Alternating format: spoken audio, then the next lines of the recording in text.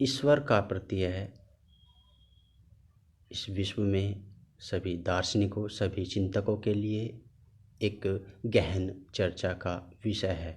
इस पर अनेक तर्क वितर्क होते रहे हैं। ईश्वर को संबंध में हम ना तो सिद्ध कर सकते हैं, तर्क सिद्ध कर सकते हैं, ना ही तर्क असिद्ध कर सकते हैं। दोनों ही तरह के तर्क मिलते हैं। ईश्वर सिद्धि के तर्क भी मिलते हैं, ईश्वर असिद्धि के तर्क भी मिलते हैं। परंतु ईश्वर एक ऐसा प्रत्यय है, एक ऐसी अवधारणा है जिसे आज तक कोई प्रूव नहीं कर पाया है संतोषजनक रूप से। तो महर्षि पतंजलि ने अपने योग सूत्र में ईश्वर के विषय में क्या कहा है, इस पर आज हम चर्चा करने वाले हैं। महर्षि पतंजलि ने प्रथम पाद के 24वें सूत्र से ईश्वर के बारे में लगभग 3 से 4 सूत्रों में ईश्वर का वर्णन किया है। उससे पहले 23वें सूत्र में चित्तवृत्ति निरोध के उपाय में ईश्वर प्रणिधान के रूप में बताया है कि चित्तवृत्तियों का निरोध कैसे हो सकता है। तो उसमें बताया कि ईश्वर प्राणिनादवा व ईश्वर प्रणिधान व, यानी कि ईश्वर प्रणिधान से चित्तवृत्तियों का निरोध हो सकता है। और ये ईश्वर प्रणिधान से चित्तवृत्तियों का निरोध हो सकता है। तो उसके बाद पुनः दूसरे सूत्र में पुरुष विशेष के रूप में ईश्वर का वर्णन किया गया है कि ये ईश्वर होता क्या है। तो महर्षि पतंजलि ने ईश्वर के अस्तित्व के बारे में नहीं कहा है, उसके प्रतीक और उसके कुछ गुणों के बारे में बताया है कि ईश्वर के ये गुण होते हैं, ये उसका प्रतीक होता है और इस ईश्वर का हमें प्रणिधान अर्थात ध्यान या चिंतन करना चाहिए चित्तवृत्तियों के निरोध के लिए और समाधि की सिद्धि के लिए। तो हम पहले प्रथम सूत्र की बात करते हैं, जो 24वां सूत्र है प्रथम पाद का। इसमें कहा गया है क्लेश कर्म विपाक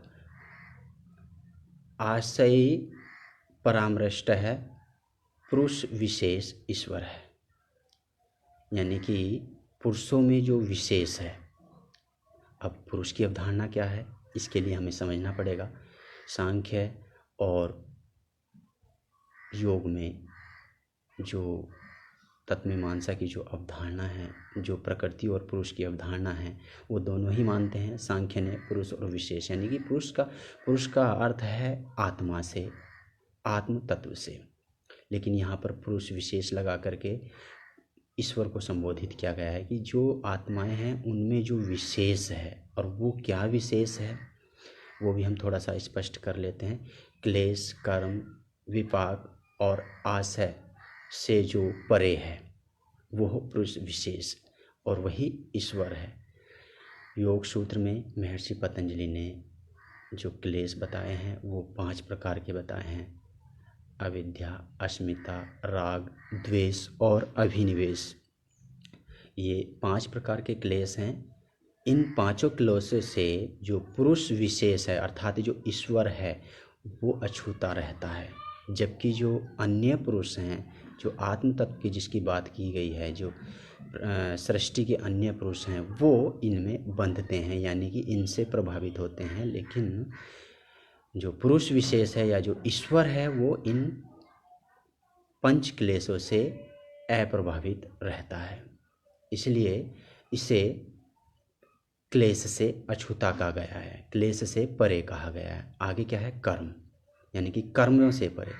महर्षि पतंजलि ने चतुर्थ पाद में 4 प्रकार के कर्म बताए हैं। वो 4 प्रकार के कर्म इस प्रकार हैं: शुक्ल कर्म, कृष्ण कर्म, शुक्ल और कृष्ण अर्थात मिश्रित कर्म, अशुक्ल और अकृष्ण कर्म, यानी कि योगियों के कर्म। शुक्ल कर्म क्या होते हैं, अर्थात जो अच्छे कर्म होते हैं, जो पुण्य कर्म होते हैं, उनको महर्षि पतंजलि ने और महर्षि व्यास ने शुक्ल कर्म कहा है। कृष्ण कर्म यानी कि जितने भी न करने योग्य कर्म होते हैं, जो निषिद्ध कर्म होते हैं, जो पाप कर्म होते हैं, वो सभी के सभी कृष्ण कर्म के अंतर्गत आते हैं। शुक्ल और कृष्ण कर्म यानी कि दोनों मिश्रित कर्म, यानी कि पाप कर्म और पुण्य कर्म दोनों तरह के जो मिश्रित कर्म करते हैं वो करने वाले लोग मिश्रित कर्म करते हैं और मिश्रित कर्म कहलाते हैं, जिसमें पाप और पुण्य दोनों का मिश्रण रहता है। अशुक्ल और अकृष्ण कर्म अर्थात जो ना पाप कर्म होते हैं ना पुण्य कर्म होते हैं, अर्थात जिनसे फलों का निर्माण नहीं होता है, ऐसे कर्मों को महर्षि पतंजलि ने अशुक्ल और अकृष्ण कर्म कहा है। यानी कि जिनसे फल नहीं होता, जिनको निष्काम कर्म भी हम गीता की भाषा में या श्री कृष्ण ने जो गीता में कहा गया उनको हम निष्काम कर्म भी कह सकते हैं। यानी कि इनको योगियों के कर्म कहा गया है। योगियों के जो कर्म होते हैं वो फल उत्पन्न नहीं करते हैं, कामना से परे होते हैं, इसलिए उन्हें अशुक्ल और अकृष्ण यानी कि न पाप होता है न पुण्य होता है उनको कर्म करने से, यानी कि कर्म बंधन में नहीं पड़ता है व्यक्ति। ऐसे कर्म जो हैं वो योगियों के ही होते हैं और वो अशुक्ल और अकृष्ण, और पुरुष विशेष या ईश्वर जो होता है वो इनसे भी परे होता है। विपाक, अब तीसरा जो लक्षण बताया है ईश्वर का या पुरुष का वो है विपाक। विपाक, अब मनुष्य जो कर्म करता है उनके जो 3 प्रकार के जो फल होते हैं या उनके जो परिणाम होते हैं उनको विपाक कहा गया है। कर्मों के फलों को विपाक कहा गया है। वो कितने प्रकार के होते हैं? 3 प्रकार के होते हैं, जाति, आयु और भोग। जाति का अर्थ शरीर से लिया गया है, यानी कि मनुष्य किसी योनि या किसी शरीर में ही जन्म लेता है, उसे जाति कहा गया है। आयु यानी कि जितने समय तक जिस जाति में या जिस शरीर में मनुष्य जितने जीवन धारण करता है, जितनी अवधि में वह रहता है, उस समय को आयु कहा गया है। भोग यानी कि जाति और आयु में रहते हुए जीव जो भी सुख और दुख भोगता है, जो भी प्रसन्नता या अप्रसन्नता अनुभव करता है, उसको भोग कहा गया है। इसलिए भोग 2 ही होते हैं, सुख और दुख, या तो वो दुख भोगता है या सुख भोगता है। इसलिए 3 विपाक 3 प्रकार के होते हैं, जाति, आयु और भोग। अब है आशय।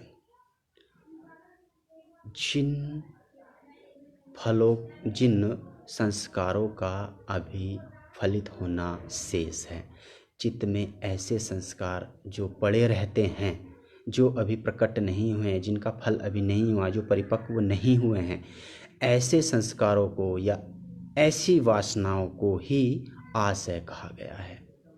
यानी कि क्या है आशय? क्या है? चित्त में पड़े हुए वो संस्कार हैं जिनके फल अभी मिलने बाकी है, जिनका अभी आयु और जाति और भोग होना बाकी है। ऐसे संस्कारों को या ऐसी वासनाओं को ही आशय कहा गया है।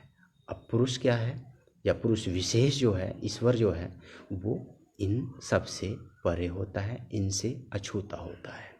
ये थी इसके ईश्वर के संबंध में जो प्रथम सूत्र की व्याख्या जो महर्षि पतंजलि ने बताया था। क्लेश, कर्म, विपाक, आशय, परामष्टय, पुरुष विशेष ईश्वर है। यानी कि इन सब से जो परे है उसे पुरुष विशेष या ईश्वर कहा गया है, जबकि जो सामान्य पुरुष होता है वो इन सब से प्रभावित होता है, इसलिए इसको ईश्वर को पुरुष विशेष कहा गया है। दूसरा जो सूत्र बताया महर्षि पतंजलि ने योग सूत्र में, वो है प्रथम अध्याय का 25वां सूत्र। वो क्या है? वो है तत्र नृतिशयम सर्वज्ञ बीजम। अब इसका क्या अर्थ है? नृतिशयम सर्वज्ञ बीजम। पहले इसका एक सामान्य अर्थ समझ लेते हैं। यानी कि जो निरतिशय हो और जो सर्वज्ञ हो, जिसके अंदर सर्वज्ञता का बीज विद्यमान हो, उसे ही ईश्वर कहा गया है, या ये ईश्वर का लक्षण है। अब निरतिशय क्या? यानी कि निरतिशय जिससे बढ़कर कोई ना हो। सातिशय वो चीज़ होती है जिससे बढ़कर कोई चीज़ होती है या जिसकी काट होती है, और निरतिशय वो होता है जो सबसे बढ़कर होता है, जिससे बढ़कर कोई नहीं होता है, उसको निरतिशय कहा गया है। सर्वज्ञ बीजम यानी कि जिसके अंदर सर्वज्ञता का बीज विद्यमान है। सर्वज्ञता अर्थात जो सब कुछ जानता हो, यानी कि जिसका ज्ञान सबसे बढ़कर हो। निरतिशय भी उसे ही कहा गया है और जिसका ज्ञान सबसे बढ़कर हो उसे ही सर्वज्ञ कहा गया है। अर्थात जिसके जैसा कोई दूसरा ना हो और जिसका ज्ञान सबसे अधिक हो, वही सर्वज्ञता का बीज रखने वाला है। इसलिए ईश्वर का ये लक्षण भी बताया गया कि वह निरतिशय है और सर्वज्ञता का बीज धारण या रखने वाला है, उसके अंदर सर्वज्ञता का बीज विद्यमान है। इसलिए कहा गया है तत्र निरतिशयम सर्वज्ञ बीजम, अर्थात जिसका ज्ञान सबसे बढ़कर हो और जिससे बढ़कर कोई दूसरा ना हो, वही पुरुष विशेष ईश्वर है। अब इसके आगे चर्चा करते हैं तीसरे सूत्र की। तीसरा सूत्र महर्षि पतंजलि ने जो ईश्वर के विषय में दिया है वो है पूर्वे साम अपि गुरु कालेनान अवच्छेदात, यानी कि जो सभी गुरुओं का गुरु है या पूर्वज है और जिसका काल से खंडन नहीं है, जो काल से जिसका अवच्छेद नहीं है, जो काल में नहीं है, बंधा हुआ नहीं है, उसको पुरुष विशेष या ईश्वर कहा गया है। अब गुरुओं के बारे में तो इतनी धारणा के गुरु जो हम देखते हैं अपने भारतीय संस्कृति में, अपने शास्त्रों में, अपने ग्रंथों में, कितने प्रकार के गुरु हुए हैं। अनेक गुरु हुए हैं जो ईश्वर के बारे में बताते हैं, आत्मा के बारे में बताते हैं, ज्ञान के बारे में बताते हैं, तत्व के बारे में बताते हैं, ठीक है। लेकिन जो ईश्वर है वो इन सभी गुरुओं का गुरु है, यानी कि इनसे पूर्व है, इनसे पहले है, यानी कि अनादि है। ये सभी गुरु क्या हैं? आदि हैं, यानी कि किसी समय में हुए हैं, किसी काल में हुए हैं। लेकिन ईश्वर क्या है? ईश्वर अनादि है, इसलिए उसको गुरुओं का गुरु कहा गया है और काल से परे है, यानी कि काल में बंधा हुआ नहीं है, काल से उसका अवच्छेद नहीं है, काल में वह गिना नहीं जाता है, इसलिए वो काल से भी परे और सभी गुरुओं का गुरु कहा गया है। इस प्रकार ईश्वर का जो ये लक्षण है कि गुरुओं का गुरु और काल से परे, वह पुरुष विशेष ईश्वर है। जो चौथा और अंतिम सूत्र ईश्वर के विषय में महर्षि पतंजलि ने दिया है वो दिया है उसके प्रतीक के रूप में। चलो हम ईश्वर के लक्षणों के बारे में समझ गए, जान गए, ठीक है। वो एक कोई व्यक्ति विशेष नहीं है, वो एक सामान्य अवधारणा है कि ईश्वर ऐसा है, ईश्वर के ये लक्षण हैं। अब ईश्वर के इस तरह के जो लक्षण बताए गए हैं उसको अगर हम व्यक्ति विशेष में ना देखें या तो फिर हम कैसे धारण करेंगे, क्या कैसे ध्यान करेंगे वो ईश्वर का? तो ईश्वर के एक प्रतीक के रूप में प्रणव का नाम महर्षि पतंजलि ने दिया, जिसे हम दूसरे शब्दों में ओमकार भी कहते हैं। यानी कि प्रणव को ओमकार कहा गया और सूत्र में बताया कि तस्य वाचक प्रणव है, यानी कि उस ईश्वर का नाम प्रणव यानी कि ओमकार है, यानी कि उसका प्रतीक जो है वो क्या है? ओमकार है। और इस ओमकार का यानी कि ईश्वर प्रणिधान के रूप में हमें इस ओमकार का ध्यान करना चाहिए, इस प्रणव का हमें चिंतन करना चाहिए। यही ईश्वर का प्रतीक या ईश्वर का नाम है। मित्रों और छात्रों, यदि देखा जाए तो ईश्वर के बारे में कुछ सिद्ध नहीं किया जा सकता है, कुछ असिद्ध नहीं किया जा सकता है। इसलिए सांख्य दर्शन में ईश्वर के विषय में कहा है कि ईश्वर असिद्ध है, यानी कि ईश्वर असिद्ध है, यानी कि उसे सिद्ध नहीं किया जाता। क्योंकि देखिए ईश्वर के विषय में अनेक दार्शनिकों ने प्राचीन काल से अब तक अनेक तर्क प्रस्तुत किए हैं, उसको सिद्ध करने के लिए भी प्रस्तुत किए हैं। उसी रूप में उसके विरोधियों ने उसको असिद्ध करने के लिए भी, निरीश्वरवादियों ने तर्क प्रस्तुत किए हैं। इसलिए ईश्वर को सिद्ध भी किया जा सकता है, असिद्ध भी किया जा सकता है। इसलिए महर्षि पतंजलि ने उसको सिद्ध या असिद्ध करने का प्रयास नहीं किया है, केवल उसके लक्षण बताए हैं केवल उसके एक प्रतीक बताया है, उसका नाम बताया है, ताकि जो ईश्वर प्रणिधान की यानी कि चित्तवृत्ति निरोध की जो आवश्यकता है ईश्वर की वो पूरी हो सके।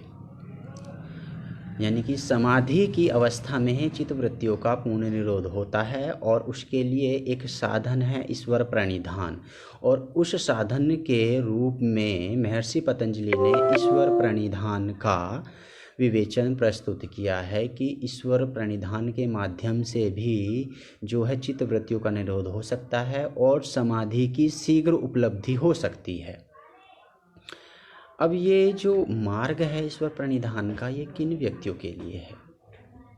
देखिए, वैसे तो महर्षि पतंजलि ने अनेक साधनाओं का वर्णन चित्तवृत्ति निरोध के लिए अपने योग सूत्र में किया है, जिसमें क्रिया योग है, अष्टांग योग है, अभ्यास वैराग्य है, चित्त प्रसादन के अनेक उपाय हैं और उसमें एक ईश्वर प्रणिधान भी है। लेकिन ईश्वर प्रणिधान एक ऐसा है जो कि हमारी सभी भावनाओं को, हमें क्या है, अपने सभी कर्मों को, सभी भावनाओं को ईश्वर यानी कि उस ओमकार के प्रति समर्पित करना होता है। यानी कि हमें अपनी समस्त भावनाएं, समस्त इमोशंस ईश्वर को यानी कि उस ओमकार के प्रति समर्पित कर देने होते हैं। तो इसका मतलब ये हुआ कि ये एक भावनात्मक विषय है, भावना का विषय। जो व्यक्ति भावनात्मक होते हैं उनको ईश्वर प्रणिधान करना चाहिए और उन्हीं के लिए ईश्वर की आवश्यकता भी है। तो यानी कि ईश्वर की आवश्यकता जो है वो किन व्यक्तियों के लिए है? भावनात्मक व्यक्तियों के लिए है। इसलिए ईश्वर प्रणिधान का कॉन्सेप्ट समाधि सिद्धि के लिए उन व्यक्तियों के लिए है जो भावनात्मक है। जो कर्म करने वाले हैं, जो कर्मनिष्ठ हैं, वो अष्टांग योग का पालन कर सकते हैं। जो ज्ञान योगी हैं वो तत्व के विषय में जान सकते हैं। लेकिन कहीं ना कहीं हमारे ये तीनों मार्ग अपने आप में एक दूसरे को समेटे हुए होते हैं और हमारे योग का अंत ज्ञान में ही होता है। यानी कि हम भावना प्रधान होते हैं। अगर हमें भावनाओं के द्वारा तत्व का या ईश्वर का या आत्म का साक्षात्कार करना है, समाधि की सिद्धि करनी है, तो हम कर्म मार्ग भी अपनाएंगे, क्रियाएं भी करेंगे, भावनाएं यानी कि अपने इमोशंस को भी फोकस करेंगे, अपने चित्त को भी फोकस करेंगे और अंत में इन सब के परे हमें जब ज्ञान हो जाएगा तो हमें ज्ञान की प्राप्ति भी होगी। उसे हम ज्ञान योग भी कहेंगे। उसके लिए विवेक भी, और वो विवेक कहाँ से प्राप्त होता है हमें? यानी कि कहीं ना कहीं हमें हमारी जिज्ञासा, हमारे मुमुक्षु की भावना से, आत्म साक्षात्कार की भावना से, कैवल्य की भावना से ये हमें प्राप्त होता है। तो कहीं ना कहीं हमें हमारे कर्मों का, हमारे इमोशंस का, हमारी भावनाओं का, हमारे भक्ति का, हमारे कर्म योग का अंत ज्ञान योग में होता है। क्योंकि ज्ञान ही पराकाष्ठा है मनुष्य की। मनुष्य की पराकाष्ठा ज्ञान है। चाहे वो आत्म तत्व का ज्ञान हो, चाहे वो ईश्वर का ज्ञान हो, चाहे वो किसी भी चीज़ का ज्ञान हो, वह ज्ञान क्या है? मनुष्य की जिज्ञासाओं की, मनुष्य के जिज्ञासाओं के समाधान की, उसके अंत की पराकाष्ठा है। तो इसलिए हमारे कर्मों का, हमारे भावनाओं का अंत ज्ञान में होता है। परंतु यह जो भक्ति योग का या ईश्वर प्रणिधान का या ईश्वर का जो प्रत्यय है वो देखा जाए तो मुख्य रूप से भावनात्मक व्यक्तियों के लिए है या कुछ और विशेष व्यक्तियों के लिए है। अब हमें ईश्वर की आवश्यकता क्यों पड़ती है? महर्षि व्यास ने इसके बारे में स्पष्ट रूप से कहा है।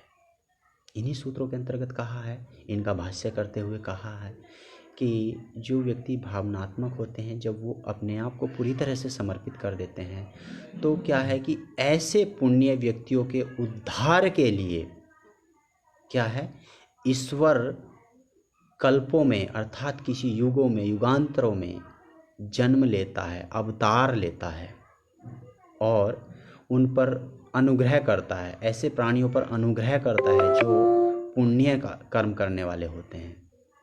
इसलिए महर्षि व्यास ने स्पष्ट करते हुए बताया कि ईश्वर की आवश्यकता इसलिए है क्योंकि यह भूतों पर अनुग्रह कर सके, यानी कि उनको मोक्ष प्राप्त करा सके, उन पर अपनी कृपा कर सके, उनको रास्ता दिखा सके। अब ईश्वर का प्रत्यय है, चूँकि ईश्वर इन सब चीज़ों से बंधता नहीं है, जो अभी लक्षण मैंने बताए हैं, तो फिर ईश्वर जन्म लेता है, फिर कर्म बंधन में क्यों नहीं पड़ता है। तो इस बारे में आगे चर्चा करेंगे कि ईश्वर का जो अवतार होता है या जो इस तरह के व्यक्ति होते हैं जो बंधन में नहीं बंधते हैं, वो निर्माण चित्त के माध्यम से एक चित्त होता है जो अहंकार से निर्मित होता है, और वो चित्त जो है उससे किए हुए कर्म, उससे जो भावनाएं या उससे जो इमोशंस जो भी निकलते हैं वो बंधन का कारण नहीं होते हैं, इसलिए उसके कर्मों का जो है फल नहीं बनता है। वो केवल एक मार्गदर्शक होता है, एक कृपालु होता है। उसके लिए ईश्वर का वर्णन किया गया है। उसकी जो क्रियाएं चलती हैं वो उस चित्त के अनुरूप चलती हैं, निर्माण चित्त के अनुरूप चलती हैं। और ईश्वर की आवश्यकता इसलिए है क्योंकि इस संसार में ज़्यादातर लोग भावनात्मक प्रवृत्ति के होते हैं, और भावना प्रधान होने के कारण कुछ इस तरह का भी चाहिए कि उनको किसी को समर्पित कर सकें, और वो ईश्वर से अच्छा या ईश्वर के प्रतीक से अच्छा कोई नहीं हो सकता। इसलिए ईश्वर की आवश्यकता और ईश्वर का महत्व भावना प्रधान व्यक्तियों के लिए है। ज्ञान प्रधान व्यक्तियों के लिए उन्हें तत्वों से गुजरना होता है, उन्हें अनेक तत्वों का अभ्यास ध्यान करना होता है, जिससे वो उनका एक क्रम से विवेक के बाद ज्ञान प्राप्त करते हैं। लेकिन कोई भी ऐसा मार्ग नहीं है, कोई भी योग मार्ग नहीं है या कैवल्य प्राप्ति का कोई ऐसा मार्ग नहीं है जिसमें कर्म, भक्ति और भावना तीनों का सामंजस्य ना हो, ज्ञान का सामंजस्य ना हो। लेकिन प्रकाष्ठा ज्ञान योग ही है, ज्ञान ही है। तो आज के इस ईश्वर के विषय में हमने चर्चा की, जिसके लिए न्याय दर्शन में अनेक प्रमाण सिद्ध करने के लिए दिए गए हैं, और अनीश्वरवादियों ने अनेक प्रमाण असिद्ध करने के लिए भी दिए हैं। हमारा यहाँ ईश्वर के अस्तित्व को सिद्ध करना, असिद्ध करने का प्रयास नहीं है। केवल ये है कि महर्षि पतंजलि ने ईश्वर के बारे में क्या कहा है, उसको पुरुष विशेष क्यों बताया है, और इसलिए उस ईश्वर के लिए हमने यहाँ पे बताया। महर्षि पतंजलि ने ईश्वर के अस्तित्व को सिद्ध नहीं किया, उसके लक्षणों को बताया और उसका प्रतीक को बताया, ताकि वो समाधि में सहायक हो सके, चित्त वृत्ति निरोध के लिए सहायक हो सके। आज के कक्षा के लिए बस इतना ही। अब इससे संबंधित आपके जो भी प्रश्न हो वो आप कमेंट बॉक्स में या डायरेक्ट फ़ोन कॉल्स करके या व्हाट्सएप पे मैसेज करके भी आप हमसे अपनी जिज्ञासाओं का समाधान कर सकते हैं। नमस्कार, धन्यवाद, जय हिंद, जय भारत।